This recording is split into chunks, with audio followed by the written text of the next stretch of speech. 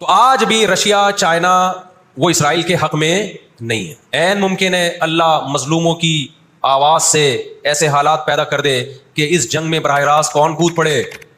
Soviet union کود پڑے. اور اگر سوویت یونین اس جنگ میں کود پڑا جس کے پورے پورے چانس لگ رہے ہیں تو پھر یہ تیسری جنگ عظیم کی طرف معاملہ جائے گا. اور پھر دنیا میں جو تباہی ہوگی نا، تباہی ہوگی وہ میرے اور آپ کے تصور سے بھی زیادہ ہے. کیونکہ اب تلواروں سے یا صرف ہوائی جہازوں سے جنگ نہیں ہوتی، اب سب کے پاس نیوکلیئر ہتھیار ہیں، اب ایٹم بم چلیں گے. آج اگر دنیا انسانیت پہ رحم کھانا چاہتی ہے، آج اگر امریکہ، برطانیہ، جرمنی، فرانس جو دنیا کے لیڈر کہلائے جاتے ہیں، آج اگر یہ چاہتے ہیں کہ انسانیت کو تباہی سے بچائیں، ان کو کس کا ہاتھ روکنا ہے؟ جو اصل ظالم ہے نا یہودی، اس کا ہاتھ روکنا ہے. تو آج اگر یہ اسرائیل کا ہاتھ زبردستی روک لیتے ہیں تو دنیا بڑی تباہی سے بچ جائے گی. اور اگر یہ دنیا اسرائیل کا ہاتھ نہیں روکتی اور اس جنگ کو بند کرنے کی کوشش نہیں کرتی تو بھائی جو تیسری جنگ کی طرف معاملات جا رہے ہیں اس کے ذمہ دار یہ لوگ ہوں گے جو دنیا میں تہذیب کے ٹھیکیدار ہیں.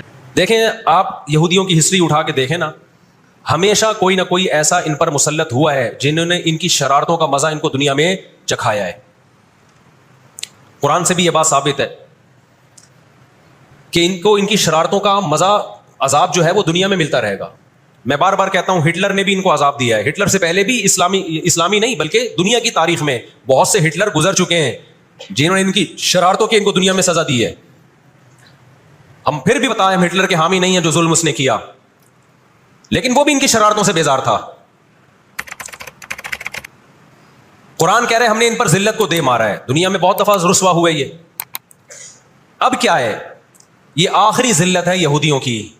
آپ کو معلوم ہونا چاہیے جب دنیا میں کسی کو بہت زیادہ ذلیل کیا جاتا ہے نا تو پہلے اس کو عزت دی جاتی ہے. کسی کے گلے میں آپ جوتوں کا ہار پہنا دو، یہ بھی ایک ذلت ہے. اور ایک طریقہ یہ 3 پیس سوٹ ٹائی میں آپ اس کو صدارت کی کرسی پہ بٹھائیں اور پھر آپ اس کو جوتوں کا ہار پہنا دیں. بتاؤ کون سی بڑی ذلت ہے؟ یہ دوسری ذلت پہلی ذلت سے بڑی ہے. پوری دنیا میں مار کھانے کے بعد نا اپنی شرارتوں کی وجہ سے آج اللہ نے ان کو تھوڑی سی حکومت دی ہے. ایک چھوٹا سا کنٹری، آپ اگر اسرائیل کو نقشے میں دیکھیں گے تو کراچی بھی بڑا ہے اسرائیل سے. اتنا چھوٹا ملک، اتنا چھوٹا ملک، اور تعداد بھی بہت تھوڑی.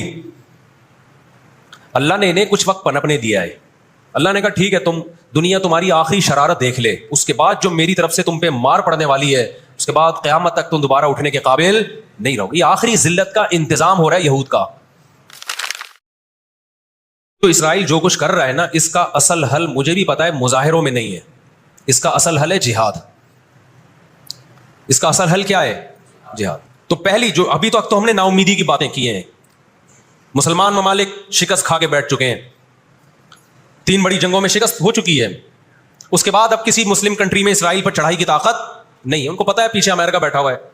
ہمیں قرآن و سنت میں اس بارے میں کیا ہدایات ملتی ہیں. اللہ کہتا ہے میں نے یہود پہ ذلت کو مسلط کر دیا ہے. اس آیت میں اور اس حدیث میں جو میں نے تقاتلون الیہود والی حدیث پڑھی، اس میں مسلمانوں کے لیے خوشخبری ہے کہ اللہ تعالیٰ نے جیسے بنی اسرائیل انتہائی کمزور تھے، فرعون کا ظلم اور بربریت کا شکار تھے. اللہ سورہ قصص میں کہتے ہیں وَنُرِيدُ أَن نَّمُنَّ عَلَى الَّذِينَ اسْتُضْعِفُوا فِي الْأَرْضِ، ہم نے ارادہ کیا کہ زمین میں کمزور ترین لوگوں کو اٹھا کے زمین کا امام بنا دیں گے، طاقتور پہ غالب کر دیں گے. بہت دفعہ ایسا ہوا ہے کم من فئۃ قلیلۃ غلبت فئۃ کثیرۃ باذن اللہ. اللہ کہتے ہیں دنیا کے نقشوں میں جو غالب ہوتا ہے، جس کی فتح اسباب کی دنیا میں یقینی ہوتی ہے، میں بہت تھوڑی سی جماعت کو طاقتور بنا کے دنیا کا امام بنا دیتا ہوں. ہمیں اللہ کی رحمت سے اور قرآن اور حدیث کی جو بشارتیں مل رہی ہیں اس سے پوری امید ہے انشاءاللہ یہ اسرائیل کی شکست پہ اور یہودیوں کی ہمیشہ کے لیے شکست پہ اس کا نتیجہ نکلے گا انشاءاللہ. اور نبی صلی اللہ علیہ وسلم کی وہ حدیث پوری ہوگی کہ تمہاری جو بڑی جنگ ہوگی، نبی نے کیا فرمایا؟ اس امت کی ایک جماعت ہمیشہ جہاد کرتی رہے گی. لا یزال طائفۃ من امتی ظاہرین علی الحق. ہر دور میں لڑائی ہوئی ہے، جہاد ہوا ہے. آپ اس ہسٹری اٹھا کے دیکھ، کہیں نہ کہیں جہاد ہمیشہ ہوتا رہا ہے. تو آج بھی ایسا ہوگا.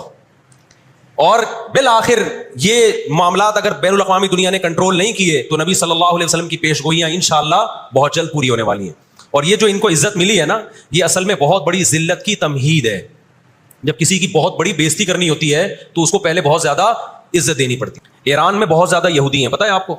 اسرائیل کے بعد سب سے زیادہ یہودی ایران میں ہے. لیکن انہوں نے اپنا نام ایران میں یہود نہیں رجسٹرڈ کروایا، کلیمی رجسٹرڈ کروایا ہوا ہے موسیٰ کلیم اللہ کی نسبت. کیوں؟ ان کو پتا ہے کہ یہود کا لفظ دنیا میں کیا بن چکا ہے؟ گالی. شرم آئے گی کسی کو بتاتے ہوئے کہ میں یہودی ہوں. اس لیے ایران میں انہوں نے اپنے آپ کو رجسٹرڈ کس نام سے کروایا ہے؟ کلیمی کہتے ہیں ان کو.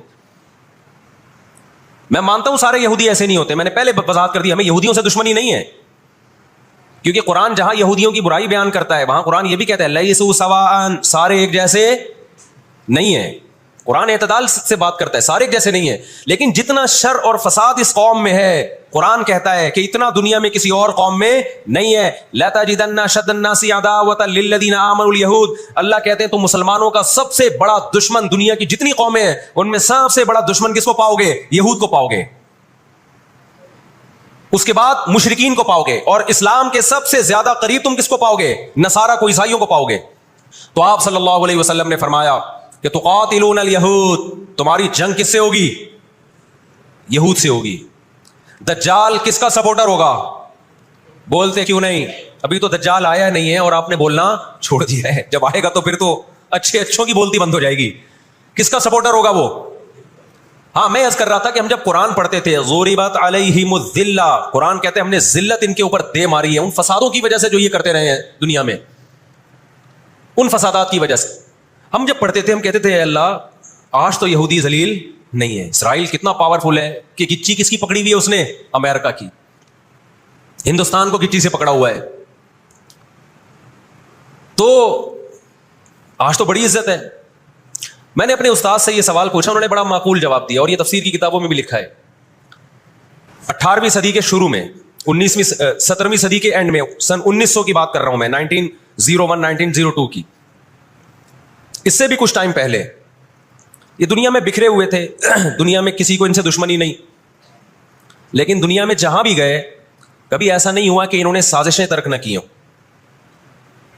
ہٹلر جو تھا نا دوسری جنگ عظیم میں, میں تو جرمنی گیا ہوں نا, میں نے وہ قبرستان بھی دکھایا تھا یہودیوں کا.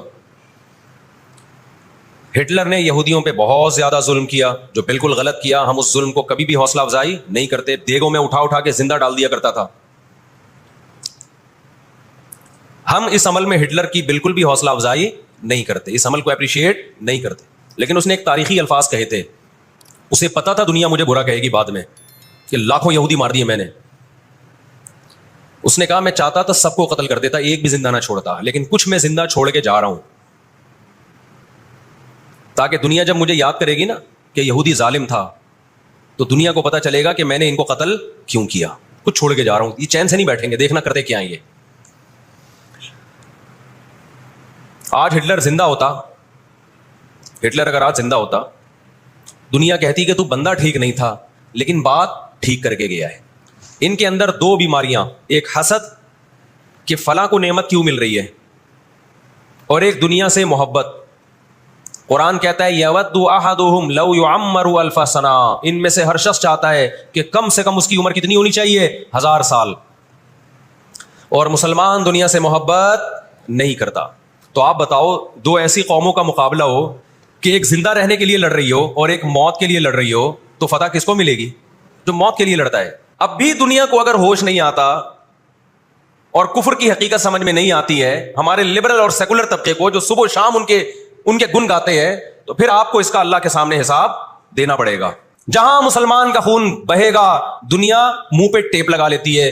جہاں کوئی ایک غیر مسلم, ہماری نظر میں مسلمان کا خون بہے یا غیر مسلم کا, ہم فرق نہیں کرتے. کسی پہ بھی ظلموں کا ہم آواز اٹھائیں گے, لیکن دنیا یہ فرق کرتی ہے, لیبل یہ لگاتی ہے کہ انسانیت پہلے مذہب بعد میں, لیکن ان کا ایٹیٹیوڈ بتاتا ہے کہ ان کی نظر میں مذہب پہلے ہے, انسانیت بعد میں ہے. دنیا میں سب سے سستا خون مسلمان کا ہو گیا ہے. آج دنیا میں بہت سے لوگ کہتے ہیں یہ عرب کنٹریز کیوں نہیں کر رہے. بھائی عرب ممالک 3 بڑی جنگیں لڑ چکے ہیں. یہ جو لوگ الزام لگاتے ہیں نا کہ عرب چپ کر کے بیٹھے ہوئے ہیں, مصر کیوں نہیں کر رہا. مصر کی سرحد ملتی ہے اسرائیل سے, شام کی سرحد ملتی ہے, اردن اور لبنان کی سرحد ملتی ہے. یہ سارے ملک 3 بڑی جنگیں لڑ چکے ہیں اسرائیل کے خلاف, لیکن فتح کس کو ہوئی ہے؟ اسرائیل کو. کیوں؟ اس کے پیچھے کون تھا؟ اس کے پیچھے امریکہ تھا.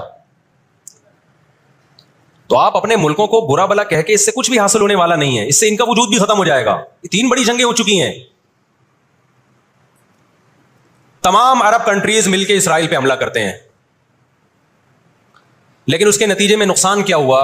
یونائٹڈ نیشن نے جو لکیر کھینچی تھی نا یہودیوں کے لیے, یہودی اس لکیر کو کراس کر کے آگے بڑھ گیا, اور 80% فلسطین پہ یہودی نے قبضہ کر لیا. اور یہ غزہ کی پٹی جو آج ہے اور جس کو ویسٹ بینک کہا جاتا ہے, اس غزہ کی پٹی پہ مصر کا قبضہ ہو گیا, جو ایسٹ میں ہے, اور ویسٹ بینک پہ اردن کا قبضہ ہو گیا. 20% علاقہ میں سے آدھا اردن کے پاس اور آدھے سے کچھ کم مصر کے پاس چلا گیا. باقی 80% کس کے پاس آ گیا؟ اسرائیل کے پاس. یہ میں ان لوگوں کو بتا رہا ہوں جو ہر وقت اسلامی حکومتیں جو رہی صحیح رہ گئی ہیں نا, ہر وقت ان کو برا بلا کہتے رہتے ہیں, یہ کچھ نہیں کر رہے, یہ عرب کچھ نہیں کر رہے. یہ 3 جنگیں لڑ چکے ہیں. جب تک تمہارا باپ پیچھے کھڑا ہوا ہے نا امریکہ, اس وقت تک یہ مسئلہ حل نہیں ہو سکتا. عراق میں جو بھوک سے بچوں کو مارا ہے وہ کس نے مارا ہے؟ مسلمانوں نے مارا ہے یا ان 27 اتحادیوں نے مارا ہے؟ وہ عراق اب تک اپنے پاؤں پہ کھڑا نہیں ہو پایا ہے. اس تباہی کا جو سینکڑوں بچے یونائٹڈ نیشن کی رپورٹ کے مطابق عراق میں بھوک سے مرے ہیں, ان کا ذمہ دار سعودی عرب ہے, پاکستان ہے, یا وہ 27 اتحادی ممالک ہیں جو سارے غیر مسلم کنٹریز ہیں جنہوں نے 27 ملکوں نے مل کے عراق پہ حملہ کیا تھا اور جھوٹا الزام لگایا کہ ان کے پاس کیمیکل ہتھیار ہے. تو ساری دنیا کو معلوم ہے کہ اس جنگ میں صحیح کون ہے اور غلط کون ہے. ساری دنیا کو 2 اور 2 4 کی طرح معلوم ہے یہ بات. آپ 40-50 سالوں کی تاریخ اٹھا کے دیکھو, آپ کو پتا چلے گا کہ یہ بڑی طاقتیں کیسے دنیا کی آنکھوں میں دھول جھونکنے کی کوشش کرتی ہیں. اتنا زبردست طریقے سے جھوٹ بولا جاتا ہے, اتنا زبردست, اور ایسا پروپیگنڈا کیا جاتا ہے کہ لوگ اس جھوٹ کو سچ سمجھنا شروع کر دیتے ہیں. اس وقت دنیا میں 2 بڑی طاقتیں ہیں جو اس وقت تیسری ورلڈ وار کی طرف دنیا کو لے کے جا رہی ہیں. آپ کو پتا ہے پہلی جنگ عظیم میں کتنے لوگ ہلاک ہوئے, دوسری جنگ عظیم میں کتنے لوگ ہلاک ہوئے, اور اب جب تیسری جنگ عظیم ہوگی تو ہلاکتوں کا جو ریشو ہوگا, میں سمجھتا ہوں آدم علیہ السلام کے زمانے سے لے کر اب تک دنیا میں جتنی ہلاکتیں ہوئی ہیں وہ ایک طرف ترازو کے ایک پلڑے میں رکھ دیں آپ, اور یہ تیسری جنگ عظیم جو اسرائیل کی وجہ سے ہونے جا رہی ہے اس میں جو ہلاکتیں ہوں گی وہ تمام ریکارڈ توڑ دیں گی, اور اس کا ذمہ دار برطانیہ, امریکہ اور اسرائیل ہوگا, جو دنیا میں سب سے زیادہ تہذیب کے ٹھیکے دار سمجھے جاتے ہیں. اس لیے میرے سامنے یہ نہ کیا کرو گورے کے اخلاق بہت اچھے ہوتے ہیں, تھینک یو سے بات شروع کرتا ہے, تھینک یو پہ ختم کرتا ہے. یہ ان کا تھینک یو قیامت کے دن ان کو خدا کے عذاب سے نہیں بچائے گا. ہمارا وہ شخص جو گالی سے بات شروع کر کے گالی پہ ختم کرتا ہے, خدا کی قسم ان سے اچھا ہے. وہ دنیا میں وہ ظلم اور بربریت نہیں کرتا جو یہ لوگ کر رہے ہیں. بہت آج نا ایٹیٹیوڈ, ان کے اخلاق, ان کی سڑکیں, ان کے روڈ. او بھائی دنیا کا خون چوس رہے ہیں یہ, اس اخلاق کا کیا کر رہے ہیں آپ نے؟ دنیا میں 2 بڑی جنگیں ہو چکی ہیں, ان دونوں بڑی جنگوں میں کہیں بھی کسی مسلمان کا نام بولو نہیں آئے گا, کہیں بھی نہیں آئے گا کہ یہ کسی فلاں مسلم کی وجہ سے ہوئی ہے یہ جنگ. اور اب تیسری جنگ عظیم کی طرح وہ یہ جنگ ہوگی, یہ ذہن میں رکھیں.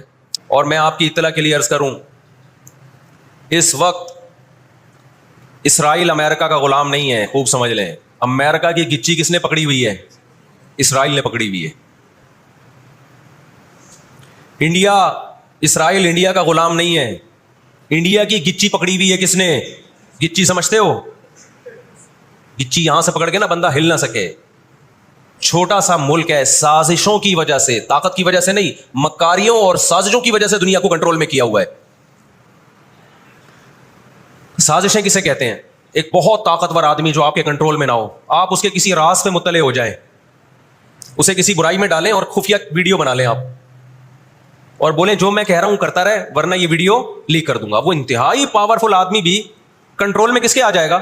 ایک انتہائی کمزور آدمی کے کنٹرول میں. دیکھو ہم نہ یہودی کے خلاف ہیں, نہ عیسائیوں کے خلاف ہیں, نہ ہندوؤں کے خلاف ہیں, نہ سکھوں کے خلاف ہیں. ہندو, سکھ, عیسائی اور یہودی, ان کے بارے میں ہمارے پاس قرآن کی واضح تعلیمات ہیں. لا اکراہ فی الدین قد تبین الرشد من الغی, دین میں کوئی زبردستی نہیں ہے. کسی شخص کو مذہب کی تبدیلی پر مجبور نہیں کیا جائے گا, کیونکہ اللہ نے سیدھا راستہ اور غلط راستہ 2 اور 2 4 کی طرح بیان کر دیا ہے. جس کا دل چاہے سیدھے راستے پہ چلے, جس کا دل چاہے برے راستے پہ چلے. قرآن نے یہ بھی واضح کر دیا کہ آپ کسی پر زبردستی نہیں کر سکتے, تلوار کی زور سے کسی کو اسلام میں داخل نہیں کر سکتے. اے اللہ ہم نے ان غیر مسلموں سے سلوک کیسا کرنا ہے یہ بھی قرآن نے بیان کر دیا. لا ينهاكم الله عن الذين لم يقاتلوكم في الدين ولم يخرجوكم من دياركم ان تبروهم, 28واں پارہ. جو بھی غیر مسلم ہے, چاہے وہ یہودی ہو, چاہے وہ عیسائی ہو, چاہے وہ ہندو ہو, سکھ ہو, بدھسٹ ہو, اللہ فرماتے ہیں اللہ تمہیں ان سے اچھے سلوک سے منع نہیں کر رہا, بلکہ اچھے سلوک کا اللہ تمہیں حکم دے رہا ہے. ہمارے نبی صلی اللہ علیہ وسلم جب کوئی یہودی بیمار ہوتا اس کی بھی عیادت کے لیے اسی طرح جایا کرتے تھے جیسے کسی مسلمان کی عیادت کے لیے جاتے. ہمارے نبی کی زوجہ ایک یہودی خاندان سے تھیں, وہ اپنے یہودی خاندان کو ہدیے دیا کرتی تھیں. ہمارے نبی صلی اللہ علیہ وسلم نے اس عمل سے انہیں منع نہیں کیا. ہماری دشمنی یہودیوں سے نہیں ہے, عیسائیوں سے نہیں ہے, ہماری دشمنی ان یہودیوں سے ہے جو اسرائیل کو سپورٹ کر رہے ہیں. نبی صلی اللہ علیہ وسلم. مجھے اکثر ایک بات یاد آتی ہے جو میں اکثر اپنے بیانات میں بھی کہتا رہتا ہوں کہ اللہ تعالیٰ نے جو قیامت بنائی ہے نا, آخرت, بہت سے لوگ قیامت کے منکر ہیں نا,